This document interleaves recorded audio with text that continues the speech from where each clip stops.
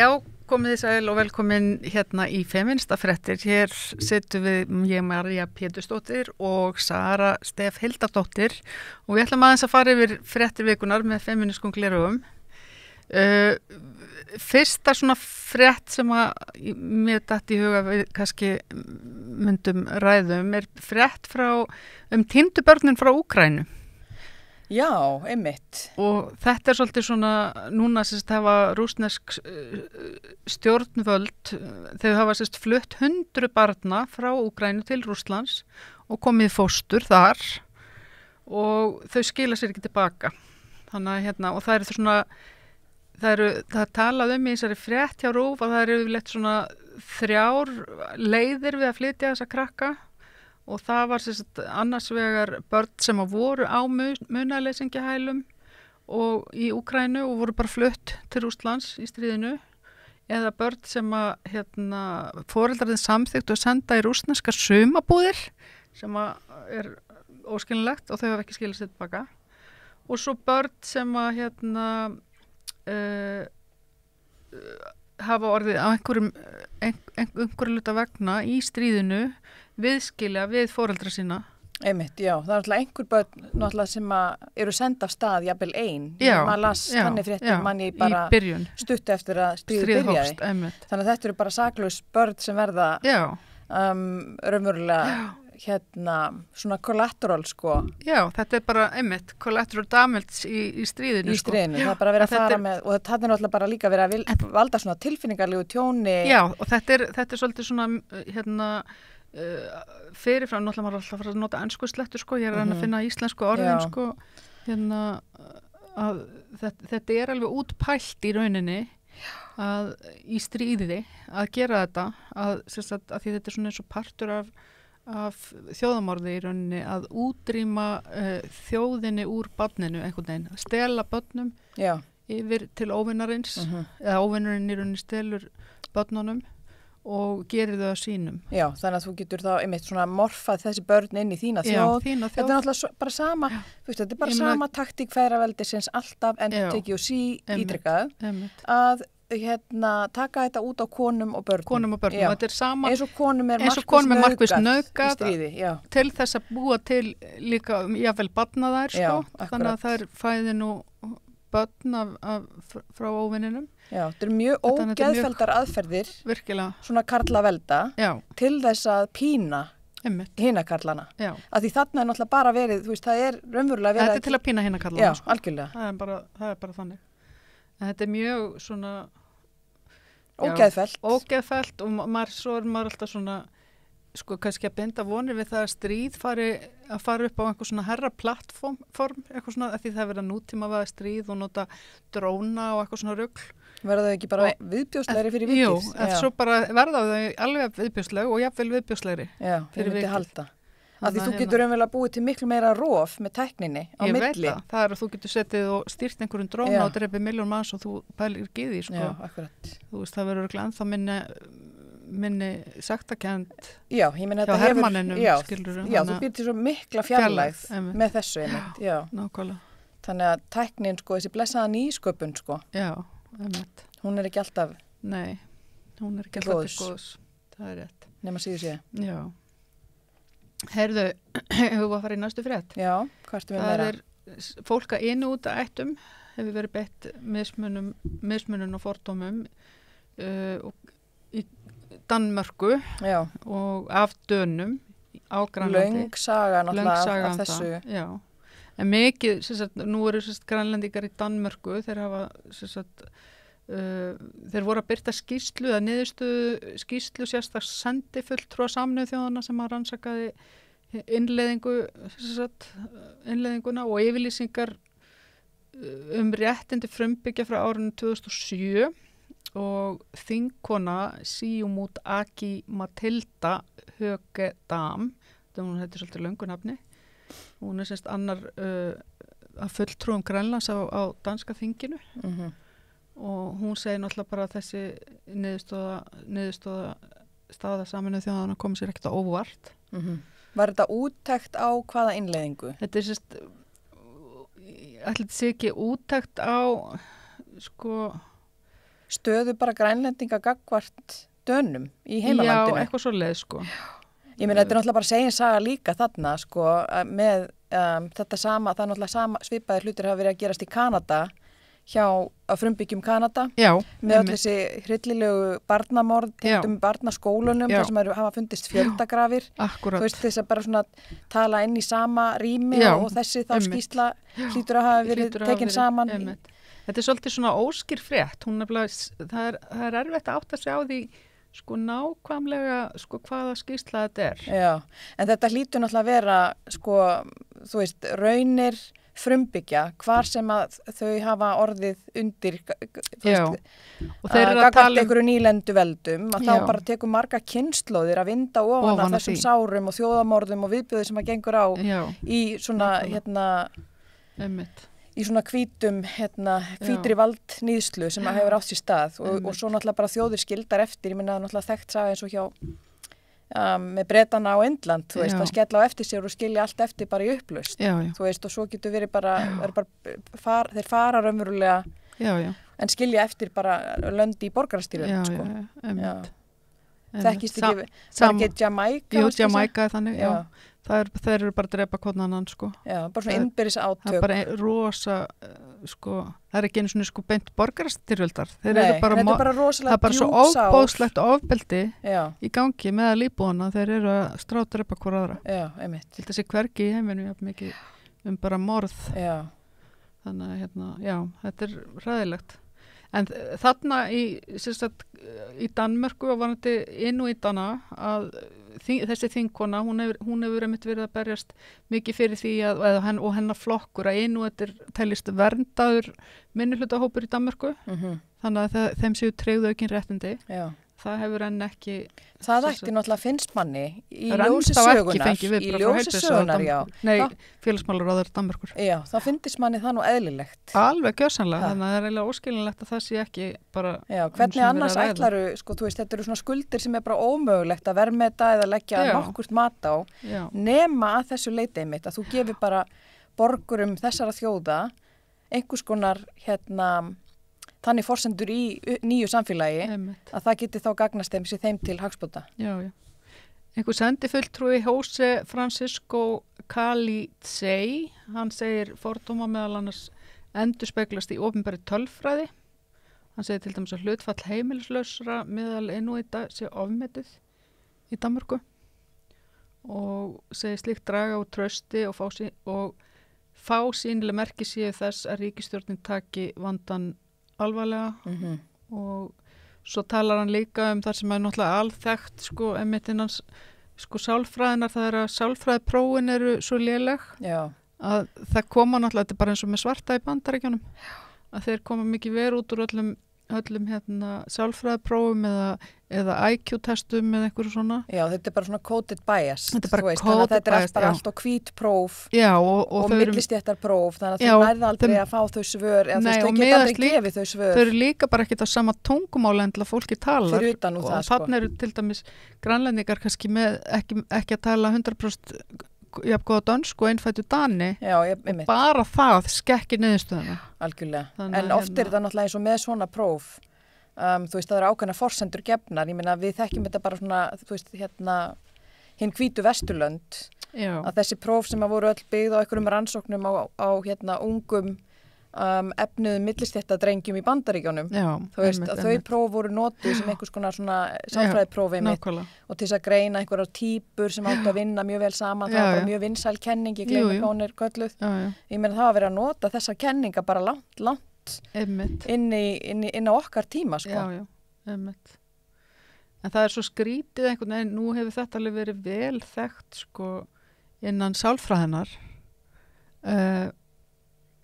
það er mér svo skrítið að það séu ennþá samt sé sálfræðingar og stofnanir og ennþá að nota göllu próf í dag, af því þetta er, ég meina þetta eru gömul vísindi. Já, þá kannski að þetta spyrja sig einmitt, þú veist, hver leggur línurnar með hvernig próf skuli notuð í svona uppleggi, þú veist, þannig að er mögulega, einmitt. Einmitt. Þannig að það náttúrulega bara eins og Sir Humphrey sagði okkur í Yes Minister og Yes Prime Minister, það hægt að stilla þetta allt af. Það nú leggur á stað. Segðu. Herðu, næsta frétt, það sem sagt, uppeldið var samfelld bælingameðferð. Já, þetta þetta Arna Magna Danks, þetta í kjálfar þess að hún var í viðtali í sagt, samtali við hana Sigurlaugu hjá RÚV. Já. Og já, hún sem sagt ber þunga bagga eftir að hafa gengið í gegnum uppeldi sem já, hún transkona í dag og var léka með hlutverk í áramótasköpinu. Já, hún líka í svörtu söndum, sko. Hún mitt kennari bara og lætur mikið til sín taka sem sagt í aktivisma og tala fyrir réttindum transfólks. En ég las sko transkriftið eða sem sagt, þú veist, afritið af viðtalinu á RÚV. Já.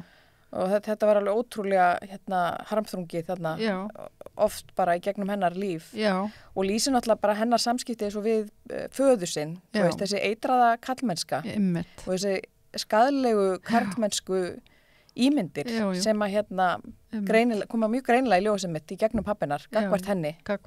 Einmitt. Og svona þessi þegjandi menning líka. Já, og móðurinnar sjúklingur, þannig að hún verist ekki, og fíkil vantarlega, þannig að hún hefur ekki einhvern veginn fengið stuðning sem skildi þaðan heldur. Já, ég meina, svo getur maður einmitt spurt sig í svona fjölskyldusögum, þú veist, af hverju ferði að deyfa þig? Já, nákvæmlega. Þú veist, ef að þessar skaðlegu mennsku ímyndir hafa svona raunverulega eitrandi áhrif út frá sér inn í fjölskyldum. En svo það sem að mér fannst líka sko, hún talar beinleiðis pappi sinn hafi verið fullur af kvenfyrirlitningu og kallaði hana kettlingu og píku. Þú veist, það alls konar svona Já, ég meina ekki á einhverjum tíma þetta norm, eða þú veist, á einhverjum tíma ég held að Arna Magna sé aðeins eldri en ég. Það nú ekkert langt síðan að íþróttamenn voru að kalla hvern annan í fjölmiðlum kettlingar og eitthvað svona. Já, ég meina og í viðtölum, þá þetta bara hluta einhverju normi. Þú fyrir ekki að væla yfir því. Nei. Það ætlar að vera Þannig að, en allavega það var annað viðtal síðan í heimildinni líka sem að var við transmann sem mér fannst svo athyglisvert að lesa bæði þessi viðtöl og hún transmaðurinn sem að áður var stúlka gengur í gegnum mjög erfiða æsku líka og mikið einelti og bara erfiðleika við að settast við líkamanninn og eitthvað svona og er líka glíma við í æsku alla þessar staðalmyndir sem að konur finna fyrir, skilur, þú átt að vera grönn og þú átt að vera svona hins einn og eitthvað neginn og var það ekki og var bara einhvern veginn að upplifa rosa svona svona ofan á í rauninni það að finna að þú ert ekki réttu kyni sko. Þannig og svo verður hún svo nær hún að koma út úr skápnum sem transmaður og þá fer hann honum að líða betur og lífið verður mikið bjartara í smástund þar til að einhver karl nauðgar honum. Já, aftur. Já, og þá einhvern veginn ég segi aftur sko fréttir frá feðraveldinu. Þú veist, það sem gengur á með svona ofbeldi að þetta er náttúrulega ótrúlegt þannig að hann hefur sjálfsagt ekki átt von á því að það er því eina af hans fyrstu reynslum við að vera karlmaður við að koma út sem transmaður. Þegar hann er komin í sitt rétta. Nákvæmlega. Þannig að og þetta sýnir líka bara hvað í rauninni sko transfólk sko hversu mikil hvað það verður fyrir mikil kvenfyrirlitningu og bara sko hvað er að fara með það og virðisleysi. Það sem mér snefnilega svo áhugavert eins og við transmenningu sem er náttúrulega algjörlega hluti bara af því að vera manneskja sko og maður sér það aftur eins og hjá frumbyggjaþjóðum, bæði hjá frumbyggjum í Norður-Ameríku og líka á Hawaii var ég að sjá daginn þar sem að þau eiga bara og ég bara því miður gleymi hvað það kallast en þá er til bara svona þriðja kynnið þannig að þetta er svona svolítið eins og heterosis, þú veist, bara sem kona og svo sem maður, en svo var til þriðja svona verundin eiginlega, þú veist, eða svona vitundin og það er bara sjálfsagt mál, þá ertu bara þú veist, hvorki nýja eitthvað skilgreint eftir þvagfærum, þú veist, að því þetta alveg rosalega erfið tvíhyggja. Já. Hún það bara líka fyrir, held ég, og þessi heterosis skilgreining. Ég held að þetta hafi líka hreinlega þekst í meðalinn og þetta Grænlandi. Já, það sem ef það var til dæmis skortur á konum eða kollum. Já. Þá tekur þau bara upp, en fyrir samband aðra mannesku. Það tók einhver upp bara annað kyn til þess að gangi störfin. Já, þannig, einmitt. Já, einmitt. Það var eitthvað ójafnvægi. Já, mér finnst þetta raunverulega finnst mér þú veist, transmenning þá eiginlega, þú veist, kalla svolítið á okkur að skoða einmitt bara hvað það sem við erum að tala með þessari kynsorteringu, Já, nákvæmlega. Þú veist, af því hún eiginlega ekkert gagleg. Nei, hún það ekki. Nema síðu sé, ég meina, konur svo sannarlega þekkja það, hún ekkert gagleg. Nei, hún ekki gagleg. Þannig að Já, heyrðu, næsta mál. Næsta frétt mér langaði aðeins að tala meðal dagvinnu laun hjúkrunarfræðinga. Já. Það var frétt á Vísi að byrjunarlaun hjúkrunarfræðinga á Landspítalanum 525.000 krónur. Eftir hvað mörg ári í námi, Já. Eftir hvað mörg ári í námi. Nákvæmlega. Og námslána skuldir. Já, þetta nefnilega góð umræða inn í það að því fólk heldur alltaf hjúkrunarfræðingar séu svo góðan launum að því þær geta alveg verið á þær segi ég að því þær eru þetta er fyrst og fremst kvennastétt en hjúkrunarfræðingar eru þetta er náttúrulega annað vandamál líka í þessar stétt að þetta eru mest konur en það er þannig að ef þú ert á vöktum og endalausum nætuvöktum þá getur alveg náð einhverju tölu eins og vörubílstjórarnir. Já, eins og vörubílstjórarnir. Þú lifir svona ómanneskjulegu lífi og eiginlega bara vinnur til að lifa. Þá náttúrulega getur launaumslagið orðið bara alveg ágætt en á móti kemur að þú nýtur ekkert lífsins. Nei, þú sérð ekki fjölskyldu þína eða börnin þín eða foreldra þína, þú veist og en það er líka svolítið lýsandi byrjunarlaunin eru 525.000 og meðal dagvinnulaun 650.000 krónur. Meðal aldur starfandi hjúkrunarfræðinga 45 ár. Meðal aldurinn 45 ár? Já, starfsaldurinn. Já. Þannig að þú veist, 45 ára, þá er það bara burnout og hættar.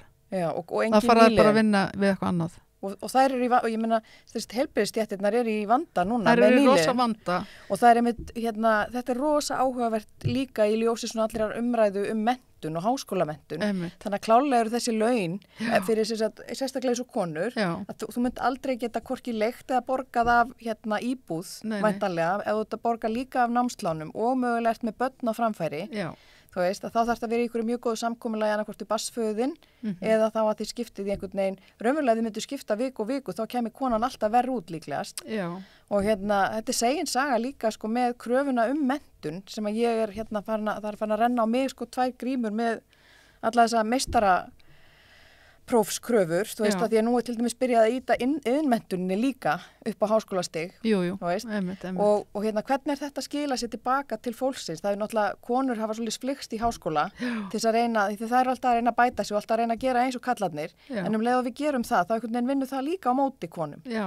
Þannig að eins og bara sjúkraliðar hafa komið stærsta kvennastétt landsins. Já, þau taka grunnnám, þau taka meistaranám. Ég talaði við Steinu Bergmann og Þóru Leósdóttir á dögunum í Rauðborðinu. Einmitt. En þessi meistaraprófskrafa, þú veist, þetta er oft bara mjög illa skilgreind og nú er raunverulega gráðubólgan í háskólanum komin upp á doktorsnámsstigið. Þannig að það sér ekki fyrir endan á því hvað gerum við þegar krafan doktorsnám verður orðin slík, þú veist að það... Já, einmitt. Þetta vinnur á móti sumum stéttum. Það gerir það. Að þá ertu eiginlega búin að mennta þig og skuldsetja þig of mikið til þess að muni skila þig tilbaka. Einmitt. Og oft er þetta í svona einkeipis, þetta heitir, ég læriði það nú einhvers staðar að ég hlusta á þessa umræðu, þetta er einkeipis stéttir, það sem að þú ert bara raunverulega að mennta þig til sérfræði þekkingar og þú getur raunverulega bara unnið á Landspítalanum, þú getur bara unnið á bókasöfnum, þú getur bara unnið á leikskólum, þú veist, miðað við þá menntun sem þú ert að taka. Já, þú hefur ekkert mikið val. Nei, þú ert ekkert að fara eitthvað út á markaðinn til þess að flagga þessari menntun sem þú náður í. Þetta er til þess að þú veist, byggja undir samfélagið. Já, nákvæmlega. Einmitt. Herðu, síðasta fréttin, bara svona örstutt, að það var fréttum að hún Rósa Björk Gúnhöndir, hún var viðmælandi í nýjasta þætti Setup og hún svona tölvuleikja spilari. Er Setup eitthvað hlaðvarp eða? Já, þetta er einhvers konar þáttur og hún segist mjög oft verða fyrir einhverju svona áreiti eins og bara skipa að fara í eldhús. Já, ég á vinkonu sem er mikið í svona metal tónlist, hún talar þetta sama, henni sé hvergi vært inn í eins og svona á svona spjallþráðum eða þú veist, það sem hún ætlar að taka þátt í ykkur virkri umræðu metal tónlist og það er bara vegna þess að þeir bara, henni er ekki tekið, hún getur ekki verið að inni á forsendu þess að hún sé kona. Nei. Hún fær bara ekkert, hún fær enga áheyrn eða þáttöku. Hún segja móti að farið þið bara í stríð, hún segir bara eitthvað svona rugl þegar hann svara sem einhverju gríni. Mér finnst þetta bara varpa ljósi svona á jafnréttisumræðuna í heildsinni skilur við, að við erum komin held ég bara miklu lengra en einhverju skalar sem að setja Ísland alltaf ofarlega sem einhverja paradís, þú veist, og það mælikvarðin er ekki að gera það sem hann er, hann er ekki mæla það sem hann ætti að mæla. Ekki frekar en þessi þjóðhags mælikvarði sem að mæli til dæmis ekki ólaunuð störf kvenna. Nákvæmlega. Herðu, ég held að þetta verði slá í botnin í Rauðaborði í kvöld og við verðum hér aftur að vikuliðinni við Sara og vonandi Margrét með okkur. Ég ætla hérna bara að minna ykkur hlustendur og áhorfendur á að þið geti læka síðu samstöðarinnar bæði á Facebook og YouTube og dreift efninu. Við erum okkar í dreifikerfi og þið geti líka gengið í Alþýðufélagið á síðu samstöðarinnar undir hnappnum skráning.